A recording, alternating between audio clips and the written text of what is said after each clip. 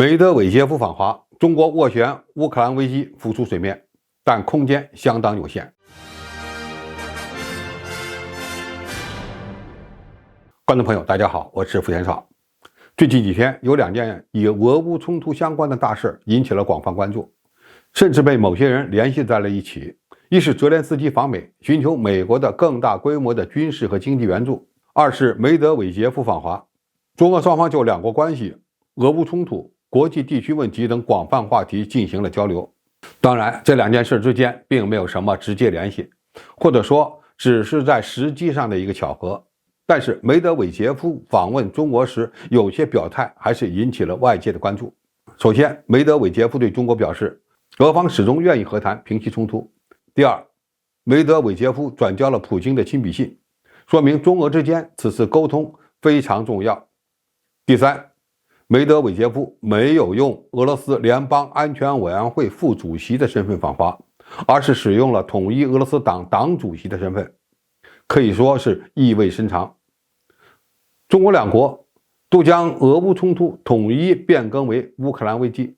意味着中国作为世界性大国，愿意奉献自己的一份力量，为俄乌冲突的和平解决做出贡献。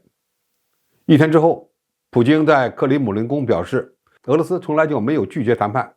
俄方的目标不是加速俄乌冲突，而是结束这场冲突。俄罗斯将致力于结束冲突，而且是越快越好。与此同时，普京还宣布，俄罗斯在乌克兰战场上的消耗没有预算上限，俄军将扩充到150万人，这释放出了想继续打消耗战的强烈信号。现在我们回到俄乌冲突谈判的问题上，如果俄罗斯真的想通过谈判解决问题，比较理想的能够承担斡旋角色的国家只有土耳其和中国，因为西方国家已经承认，在与俄罗斯签订明斯克协议时骗了普京。土耳其左右逢源，对调停俄乌冲突的态度一直非常积极，而中国一直保持超然地位。那么中国真有可能斡旋俄乌冲突吗？虽然有一定的可能，但恐怕非常困难。首先，美国或许是最为反对中国介入俄乌谈判的，因为这样一来，他会感觉自己吃了大亏，搅和了半天没捞到多少便宜。而欧洲国家与俄罗斯可能都希望中国斡旋乌克兰危机，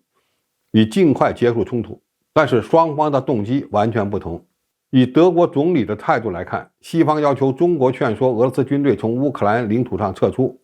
但是从来不提要给俄罗斯什么承诺，或者乌克兰要做出任何实质性的让步。之所以提出让中国施压，主要是看到俄罗斯未来的经济发展对中国的依赖非常强，中国真能说得上话。而俄罗斯似乎也有让中国斡旋乌克兰危机的想法，主要是中国能从历史的经纬来看待乌克兰危机，能从是非缘由出发，对地缘冲突做出评判，让俄罗斯在谈判时避免更大的国际舆论压力。其次，俄罗斯愿意让中国斡旋俄乌冲突，可以提升中国的国际地位，打压美国的霸权。但是也要明白，这并不符合美国的利益。如果俄乌冲突到了结束的时候，俄罗斯可以同美国谈，也可以找一个第三方去斡旋。但是很明显，美俄谈判的后果对美国维持自己的霸权有利，而让中国斡旋，则可以打击美国的霸权。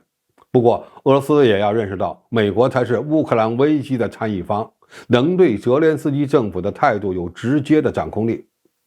而中国并不具备这样的力量。所以中国就算有心斡旋，也不见得就能办得到，除非乌克兰被完全打服，但这呢又似乎不大现实。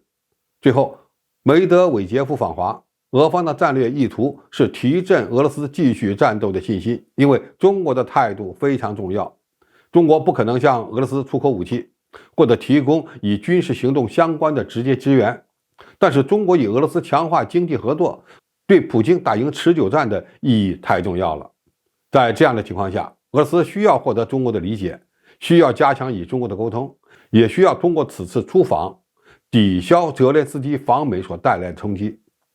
尤其是国际油价已经跌至70美元一桶，欧洲对俄罗斯的石油现价为60美元一桶，中国需要接下更大的能源大单，才能满足俄罗斯的需求。总体而言，虽然俄罗斯有着通过谈判解决俄乌冲突的意愿，也想要中国发挥更大的斡旋作用，但是基于这场危机，中国不是直接参与方，也不像美国一样对泽连斯基政府有强大的影响力。中国目前暂时还没有条件在解决乌克兰危机问题上拉俄罗斯一把。当然，中国可以通过加强与俄罗斯经济合作的方式，让普京明白他自己并不孤单。好，今天评述就到这里，谢谢大家收看，我们下期再见。